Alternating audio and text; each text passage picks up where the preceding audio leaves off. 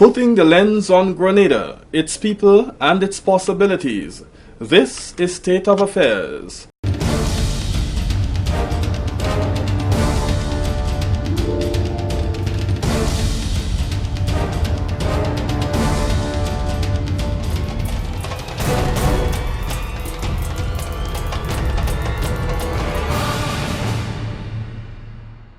Reporting this week, I am Raul Titus. In this week's show, construction marches on.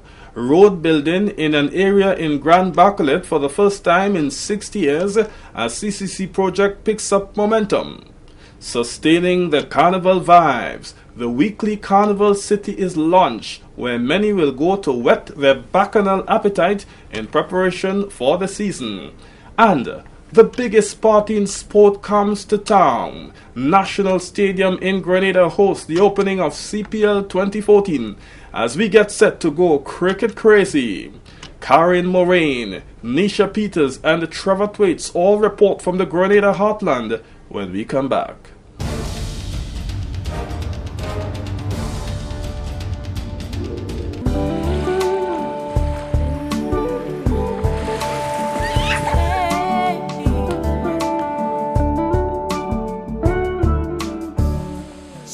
Off the plane, it's so easy to breathe again.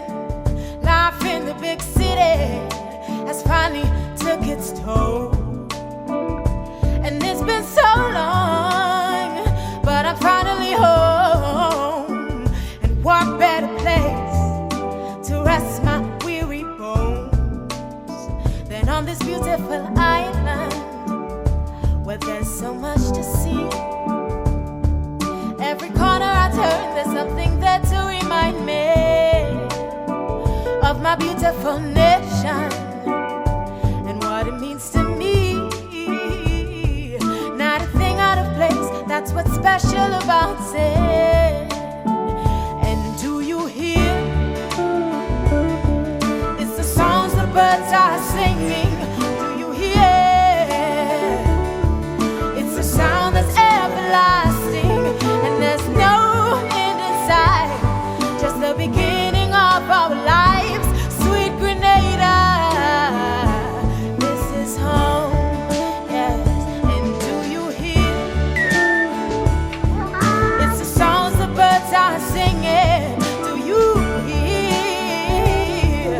It's a sound that's everlasting, and there's no end in sight, just the beginning of our lives. This is home, home, home, sweet Grenada, yeah, this is home.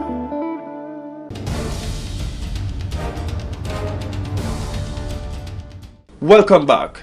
Residents of the Grand Bacolet area are beaming with excitement as road construction comes to a particular area of the community for the first time in 6 decades.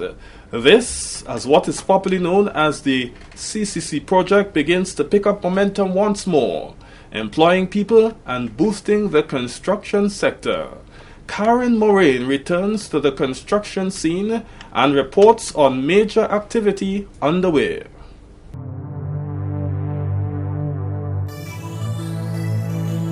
This is State of Affairs, and we're on the Grand Bacolet Munich project.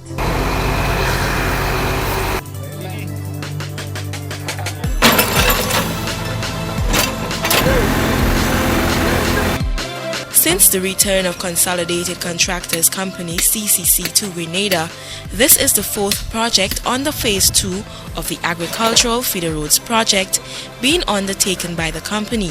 The estimated cost of this particular road is approximately $3 million with about 50 workers on site. Presently, the works that would be undertaken here would be the drains, culverts, retaining walls. This road here is approximately 1.6 kilometers. This year would continue on to Munich, which is approximately 0.8 kilometers long. And similar works that is being undertaken here would be undertaken over there. And our estimated completion date for this project is approximately January 2015. Along with some seasoned workers from past projects, quite a number of the workers are from this community, and they say they are pleased with the ongoing works, describing it as historical. Living in the community, the elders say over 60 years that road never do. And it's great to see things happening right now. And it's happening for a long time, and this road is a lifetime road. I know this project will be a stream because as people are saying, this project will never come on. And it come to a reality. Well, history being created, I feel great because I could tell my grandchildren and my children I walk on this road. You know, I help build this road for them to walk, you know. So I paved the way for them. Well, so far, to what my eyes have seen, it's good for the country, it's good for the community, it's better for the children. I give thanks for what I've seen with my eyes, the action I see, I give thanks for that, and I ask for much better in the future for the children. With construction here in full swing, an activity decades in the making, residents are happy, but workers on the project are as well. They are also given thanks for the opportunity to work on the project. And it's nice to see a lot of progress going ahead, nice to see work happening in the area. At least employment has been created. No matter how small it is, somebody or someone's getting employment. Phase 2 of the CCC Agricultural Feeder Roads project was launched in this area in May 2013, and many believe that the roads here would have been the first to be tackled. However, this was not so, due to some difficulties faced by the company, and in the interest of making a quick start to create needed employment within the construction sector, other areas were given priority. When we revised the program and we looked at the scope of works that had to be done, we recognized there were certain things we did not really have in place at the time that we needed to do, okay? Materials-wise, finance-wise, otherwise. And we recognized that the St. David's roads were closer to the contractor's base of operating. His resources were easier to access St. David's. The roads by nature in St. David's were a lot simpler to do. Basically, they were concrete roads, the alignment was set, minimal widening. So it was easier to start there. The roads in St. Andrews, most of them tend to be a little more difficult.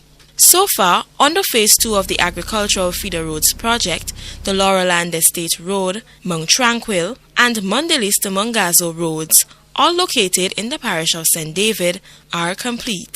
Construction activities are expected to heighten as they move to Willis in St. George's in the coming weeks, and Waltham in the parish of St. Mark is expected to start shortly. Some rescheduling may take place for the other areas, such as Plaisance, Cloger Bull Hill, and Mount St. John, since the rainy season has commenced. Project manager David Louis says the terrain in these areas is also very challenging. It would take a bit of rescheduling to determine when is the best time to do these roads, because they have a lot of earthworks and it is difficult to do earthworks in rain. Okay, so we have to look at the weather and maybe see how best the schedule can be adjusted. Okay, but that is the plan of action for now. The DWI consultant says he is also pleased with the cooperation from government towards the project. We're getting very good cooperation from the Ministry of Works, and I'd like to thank the staff of the Ministry of Works for that, I must say. We're getting very good cooperation from the Ministry of Finance staff. I mean, things are being processed very expeditiously, I must say. So I'm very satisfied with the government input into this project. Everybody recognized from the outset that there would be challenges, and what we saw was everybody put their best foot forward and we got it going.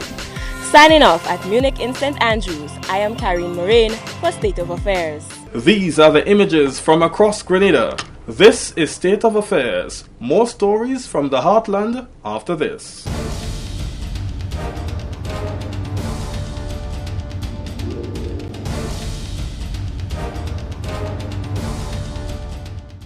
Carnival City has become a permanent part of the pre-carnival momentum as our nation prepares to welcome thousands to its biggest cultural showpiece. This year, the venue is the ground at the Public Workers Union building, and every effort has been made to ensure overall standards are raised this year. Aspects of the festival, from pan and mass to calypso and soca, will be featured weekly, setting the tone for the carnival. Nisha Peters visited the Carnival City launch and brings us the sights and sounds.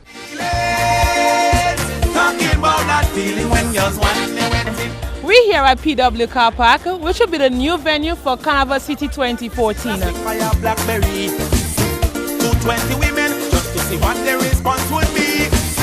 About that feeling they get when they one die urgently. I was amazed by the response that came back to me.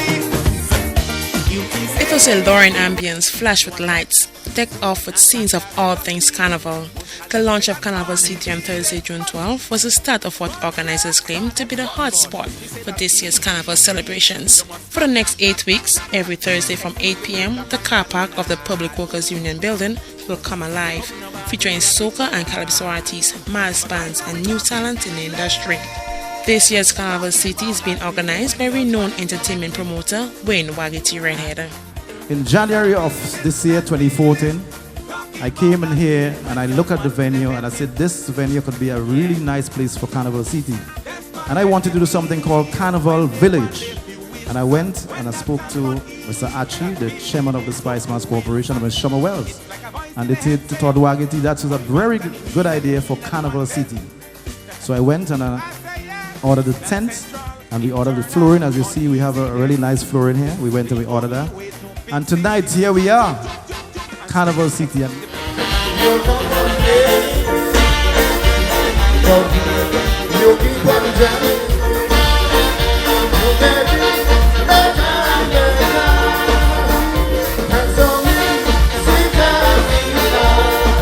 atmosphere is good, the sound system is good, the venue is good, the music is good, so I think it augurs well for the future of this carnival season.